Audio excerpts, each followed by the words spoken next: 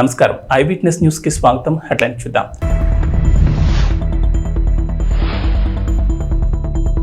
కేంద్రం నుంచి అమరావతికి మరో గుడ్ న్యూస్. ఇతర రాష్ట్రాలతో అనుసంధానించే రహదారుల ప్రాజెక్టులకు గ్రీన్ సిగ్నల్.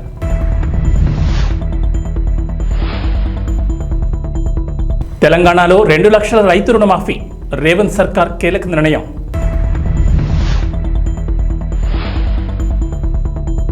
పేదల ఇంటి నిర్మాణానికి 5 లక్షలు.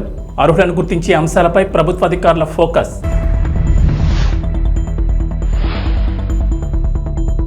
ఏపీ తెలంగాణకు రెయిన్ అలర్ట్. పలు జిల్లాల్లో భారీ వర్షాలు, ఎల్లో అలర్ట్ జారీ. అమరావతికి కేంద్రం శుభవార్త చెప్పింది. రాజధానితో రాష్ట్రంలోని ఇతర ప్రాంతాలు, ఇతర రాష్ట్రాలతో అనుసంధానించే రహదారుల ప్రాజెక్టులకు గ్రీన్ సిగ్నల్ వచ్చింది. ఈ మేరకు కేంద్రం ప్రాథమికంగా ఆమోదం తెలపగా ఈ ప్రాజెక్టులో 189 కిలోమీటర్ల పొడవైన అమరావతి ఔటర్ రింగ్ రోడ్ సహా కీలకమైనవి ఉన్నాయి. ఈ ఓఆర్ఆర్కు 2014-19 మధ్య టీడీపీ ప్రభుత్వం చేపట్టింది. కానీ ఆ తర్వాత జగన్ ప్రభుత్వం అధికారంలోకి వచ్చిన తర్వాత అడుగులు ముందుకు పడలేదు. కూటమి ప్రభుత్వం అధికారంలోకి రావడంతో చంద్రబాబు ఢిల్లీ పర్యటనలో కేంద్రం దగ్గర మళ్లీ ఈ ప్రాజెక్టుని ప్రస్తావించారు. ఈ ప్రాజెక్టులకు ప్రాథమికంగా కేంద్రం ఆమోదం తెలియజేయగా కేంద్ర రవాణా, జాతీయ రహదారుల మంత్రిత్వ శాఖకు చెందిన స్టాండింగ్ ఫైనాన్షియల్ కమిటీతో పాటు పీఎంఓ ఆమోదం పొందాక ఆచరణలోకి రానున్నాయి. ప్రాథమికంగా ఆమోదం తెలిపిన వాటిలో ఎక్కువగా గ్రీన్ఫీల్డ్ హైవేలు, ఎక్స్ప్రెస్ వేలు ఉన్నాయి. ఈ ప్రాజెక్టులు పూర్తయితే అమరావతికి మిగతా ప్రాంతాలతో కనెక్టివిటీ పెరుగుతోంది. ఈ అమరావతి ఓఆర్ఆర్ భూసేకరణతో పాటుగా నిర్మాణ వ్యయానికి 20 నుంచి 25 వేల కోట్ల వ్యయం అవుతుందని కేంద్రమే భరించేందుకు ముందుకొచ్చినట్లు తెలుస్తోంది. రైతులకు 2 లక్షల వరకు రుణమాఫీ చేస్తామని రేవంత్ ప్రభుత్వం హామీ ఇచ్చిన సంగతి తెలిసిందే. పార్లమెంట్ ఎన్నికల కోడ్ నేపథ్యంలో పథకం అమలు ఆలస్యం కాగా ఆగస్టు 15 లోపు ప్రతి రైతును రుణ విముక్తులను చేస్తామని సీఎం రేవంత్ ఇటీవల ప్రకటించారు. ఈ నేపథ్యంలో రైతు రుణమాఫీ నిధుల సమీకరణపై ప్రభుత్వం కసరత్తు ప్రారంభించింది. 2 లక్షల రైతు రుణమాఫీతో పాటు రైతు భరోసా, రైతు బీమా పథకాలకు కూడా దాదాపు 40 వేల కోట్ల డబ్బులు జమ చేయాల్సి ఉంది. అందుకు రుణ సేకరణపై చేయాలని ప్రభుత్వం భావిస్తోంది. ప్రస్తుతం ప్రభుత్వాన్ని నడిపేందుకు గాను ప్రతి నెల రిజర్వ్ బ్యాంకు బాండ్ల విక్రయం ద్వారా సుమారు 5-6 వేల కోట్ల రుణ సహాయం పొందుతోంది. ఇప్పుడు రైతు సంక్షేమ పథకాలకు కూడా రిజర్వ్ బ్యాంకు నుంచి రుణాలు సమీకరించాలని ప్రభుత్వం యోచిస్తోంది. జూలై, ఆగస్టు నెలలో బాండ్ల విక్రయంపై దాదాపు 15 వేల కోట్ల నుంచి 18 వేల కోట్లు తీసుకునేందుకు రెడీ అయినట్లు తెలిసింది. ఇవే కాకుండా ప్రభుత్వ భూములను బ్యాంకుల్లో తాకట్టు పెట్టాలని భావిస్తోందట. టీజీఐఏసీ ద్వారా భూములను బ్యాంకుల్లో తాకట్టు పెట్టి 10,000 కోట్లు సమీకరించేందుకు ప్లాన్ చేస్తోంది. అయితే భూముల తాకట్టుపై త్వరలోని పూర్తి స్పష్టత రానుంది. తెలంగాణలో పేదల ఇంటి నిర్మాణానికి 5 లక్షల ఆర్థిక సహాయం అందిస్తామని ఎన్నికల ముందు కాంగ్రెస్ హామీ ఇచ్చిన సంగతి తెలిసిందే. ఇందిరమ్మ పథకం పేరుతో పేదలకు ఇంటి నిర్మాణానికి ఆర్థిక సహాయం అందించనున్నారు. సొంత జాగా ఉండి ఇళ్లు కట్టుకునే పేదలకు ఇందిరమ్మ ఇళ్ల పథకం కింద ఇళ్లు మంజూరు చేయనున్నారు. ఇక సొంత జాగా లేని వారికి ఇంటి స్థలంతో పాటు ఆర్థిక సహాయం 5 లక్షలు అందిస్తామని చెప్పారు. కాంగ్రెస్ అధికారంలోకి వచ్చిన తర్వాత ప్రజాపాలన పేరిట ప్రత్యేక కార్యక్రమం ఏర్పాటు చేసి అర్హుల నుంచి దరఖాస్తులు స్వీకరించారు. ప్రతి నియోజకవర్గానికి 3,500 ఇళ్ల చొప్పున ఏడాదికి 4.5 లక్షల ఇళ్లు మంజూరు చేయాలని ప్రభుత్వం టార్గెట్గా పెట్టుకుంది. ప్రజాపాలనలో 82.82 లక్షల మంది దరఖాస్తు చేసుకున్నారు. అయితే వీరిలో అర్హులను గుర్తించడం ప్రభుత్వానికి తలనొప్పిగా మారింది. పేదరికంలో ఉన్నవారికి ఇళ్లు కేటాయించాలని ప్రభుత్వం నిర్ణయం తీసుకున్న నేపథ్యంలో దరఖాస్తు ఇచ్చిన వారి ఆర్థిక స్తోమతను గుర్తించడం సవాలేనని అధికారులు తమ అభిప్రాయం వ్యక్తం చేస్తున్నారు. డబుల్ బెడ్రూమ్ ఇళ్ల మాదిరిగా కాకుండా అర్హులైన పేదవాడికి ఇల్లు మంజూరు చేయాలని మంత్రి పొంగులేటి శ్రీనివాసరెడ్డి ఇప్పటికే ఆదేశాలు జారీ చేశారు. ఈ నేపథ్యంలో అర్హులను గుర్తించే అంశాలపై ప్రభుత్వ అధికారులు ఫోకస్ పెట్టారు. ఆంధ్రప్రదేశ్ డిప్యూటీ సీఎం పవన్ కళ్యాణ్ ప్రస్తావించిన ఓ చెట్టు ఇప్పుడు ట్రెండ్ అవుతోంది. ఆ చెట్టు చాలా డేంజర్, వెంటనే తొలగించాలని పవన్ కళ్యాణ్ ఆదేశించారు. దీంతో అందరూ ఈ చెట్టు గురించే చర్చించుకుంటున్నారు. డిప్యూటీ సీఎం పవన్ కళ్యాణ్ కాకినాడ కలెక్టరేట్లో సమీక్ష చేశారు. ఈ సందర్భంగా స్థానిక కోనో కార్పస్ చెట్ల గురించి పవన్ దగ్గర ప్రస్తావించారు. అటవీశాఖ సమీక్షలో ఈ అంశంపై వివరించారు. ప్రజల ఆరోగ్యం దృష్ట్యా వాటిని వెంటనే తొలగించాలని పవన్ కళ్యాణ్ ఆదేశించారు. ఈ కోనో కార్పస్ చెట్లను గతంలో తన ఫామ్ హౌస్లో పెంచానని, అయితే వాటితో ప్రమాదం తెలిసి తొలగించారన్నారు పవన్ కళ్యాణ్.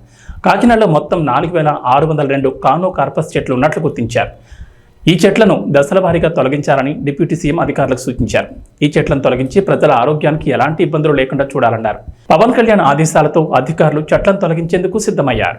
ఆంధ్రప్రదేశ్ ముఖ్యమంత్రి నారా చంద్రబాబు నాయుడుతో పాటుగా మంత్రులు నారా లోకేష్, పొంగూరు నారాయణ, కింజరపు అచ్చెన్నాయుడు, కొల్లు రవీంద్రతో పాటు టీడీపీ నేతలపై కేసుల్ని సీబీఐ, ఈడీలకు అప్పగించాలని ఏపీ హైకోర్టులో పిల్ దాఖలైంది. వీరితో పాటుగా ఎమ్మెల్యే చింతమనేని ప్రభాకర్, మాజీ మంత్రి దేవినేని ఉమామహేశ్వరరావు, వ్యాపారవేత్తలు లింగంనేని రమేష్, వేమూరు హరికృష్ణ ప్రసాద్తో పాటు పలు కంపెనీలపై నమోదు చేసిన కేసులను అప్పగించాలని కోరారు. చంద్రబాబుతో పాటు ఇతరులపై స్కిల్ డెవలప్మెంట్, మద్యం, AP fibre net, Amaravati assigned భూములు, ఇసుక, Amaravati inner ring road alignment సహా కేసులు నమోదయ్యాయని పిల్లో గుర్తు చేశారు. ఈ కేసుల్లో పోలీసులు నిష్పాక్షికంగా దర్యాప్తు చేసే పరిస్థితి లేవని, నిష్పాక్షిక, పారదర్శక, వేగవంత దర్యాప్తు కోసం ఈ కేసుల్ని సిబిఐ, ఈడీలకు అప్పగించాలని సీనియర్ జర్నలిస్ట్ బాలగంగాధర్ తిలక్ ఈ పిల్ దాఖలు చేశారు. హైదరాబాద్ లోని కుమారి ఆంటీని బాలీవుడ్ నటుడు సోనూ సూద్ కలిశారు. కుమారి ఆంటీతో సరదాగా కాసేపు మాట్లాడి సమయం గడిపారు.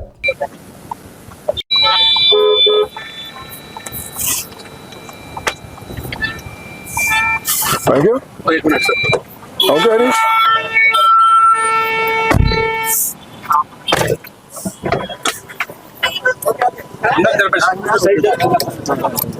Bye, welcome to Hyderabad. Hello. How are you doing? How are you? Thank you. Thank you. Ram se. How are you doing? Ram se. Bye, इधर से. अरे ले लेफ्ट को लोकल. भाई.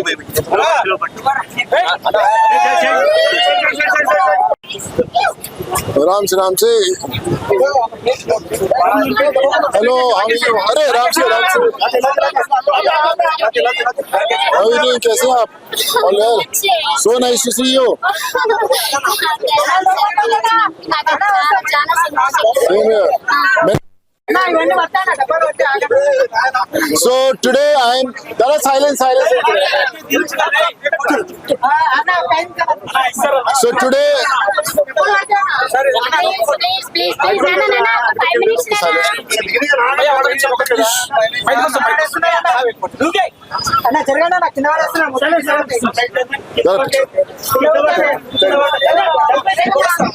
So now I'm with Kumari aunty. You know, we have heard a lot about her. She is a self-made lady. We talk about women empowerment. We talk about how everyone should work hard for the families. Kumari aunty is the best example. And all the people, all the ladies, all the women across the country, whoever is, going through tough times, she should be an example to follow, that how you can work hard and do good for the family. Kumari aunty जी कैसा लग रहा है आज आपको? अच्छे है, अच्छा है? अच्छे है, बहुत अच्छे. तो आज के वेज है, नॉन वेज है कि दोनों है? पूरा आदमी है, पूरा है. वेज नॉन वेज दोनों है? क्या आदमी को भी बना दिया? थोड़ा हिंदी बहुत अच्छा है, कोई बात नहीं, आपका हिंदी बहुत अच्छा है. हाँ, नॉन वेज है, वेज है. वेज है? वेज है, नॉन वेज है.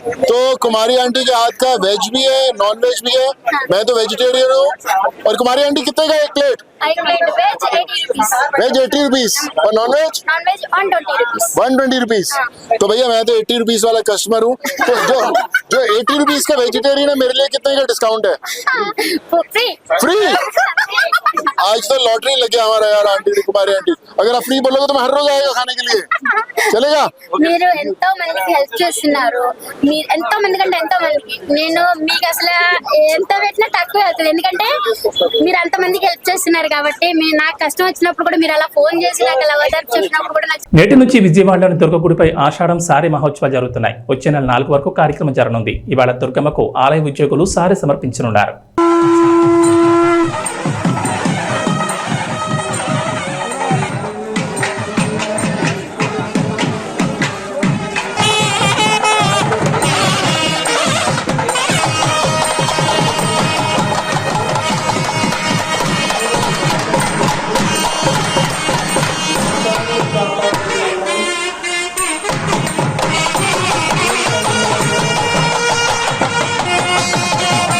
సత్యవేడలోని ఓ డీలర్ షాప్లో రేషన్ బియ్యం కోసం వచ్చిన ప్రజలు బియ్యాన్ని చూసి షాక్ అయ్యారు. రేషన్ బియ్యంలో పురుగులు ఉన్నాయని చెప్పారు.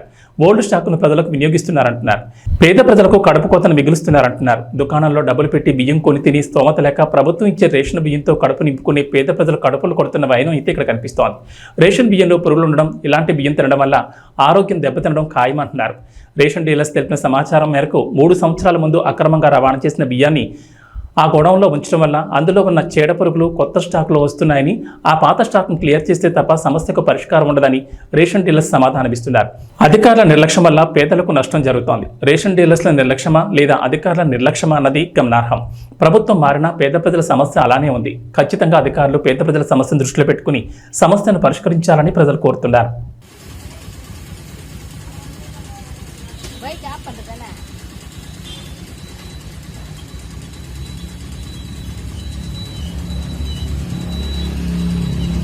కర్నూలు జిల్లా కౌతాడ మండలం ఉరుకుంద గ్రామంలో వెలసిన ప్రముఖ పుణ్యక్షేత్రమైన శ్రీ ఉరుకుంద ఎర్రన్నస్వామి దేవాలయంలో భక్తులు సమర్పించే టెంకాయలు కొబ్బరి చెప్పులకు ఆన్లైన్ టెండర్ మరియు బహిరంగ వేలంపాట ఈ నెల 20వ తేదీన నిర్వహిస్తున్నట్లు డిప్యూటీ కమిషనర్ మరియు ఎగ్జిక్యూటివ్ ఆఫీసర్ హెచ్జి వెంకటేష్ పేర్కొన్నారు. ప్రతి సంవత్సరం శ్రావణమాస మహోత్సవాలు మరియు ఆ సంవత్సరమంతా ఉరుకుంద ఈరన్న స్వామికి భక్తులు సమర్పించే టెంకాయలు కొబ్బరి చిప్పలను ఆన్లైన్ సీల్డ్ కవర్ బహిరంగ వేలంపాట నిర్వహిస్తున్నట్లు దేవస్థానం ఎగ్జిక్యూటివ్ ఆఫీసర్ తెలిపారు. ఈ కార్యక్రమంలో సిఐ ఎరిషావలి, ఎస్ఐ నరేంద్ర కుమార్ రెడ్డి, దేవస్థానం సిబ్బంది పాల్గొన్నారు.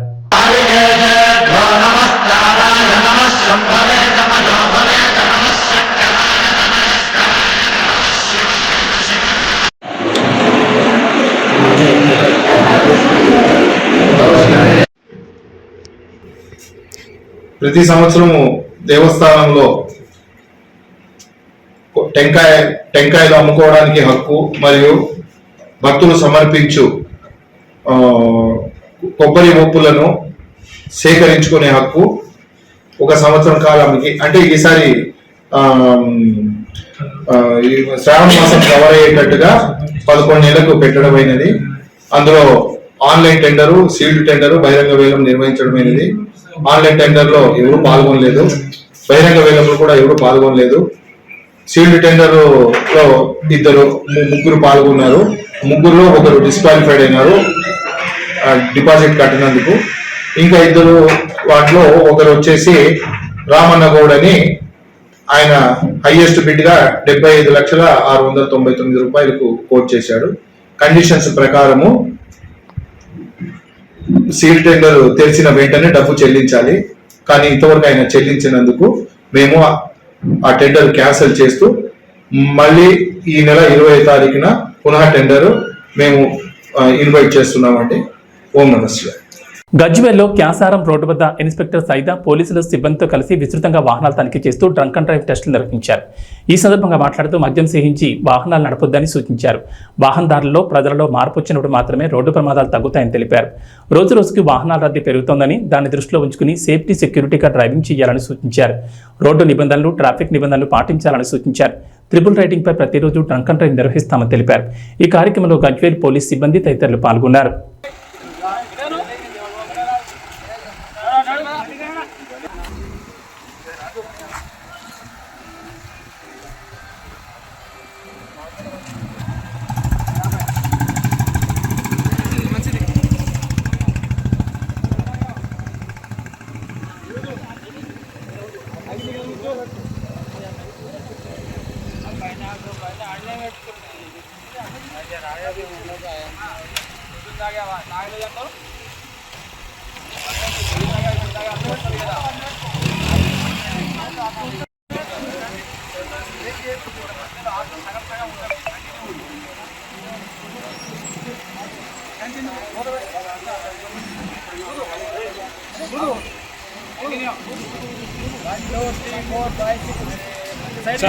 సార్ ఏరియప్పా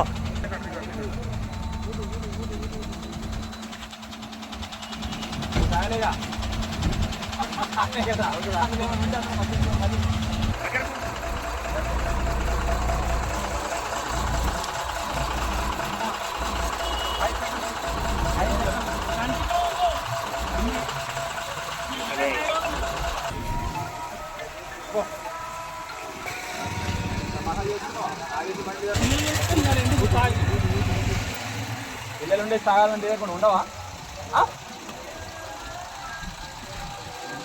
దృష్టి బాగుంటే ఇప్పుడు రావాలి చెప్తాను, తీసుకు లోపల కూర్చోవాలి.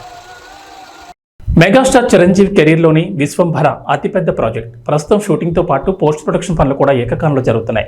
బింబిసార డైరెక్టర్ వశిష్ఠ తెరకెక్కిస్తున్న ఈ చిత్రంలో త్రిషా కృష్ణన్ హీరోయిన్గా నటిస్తోంది.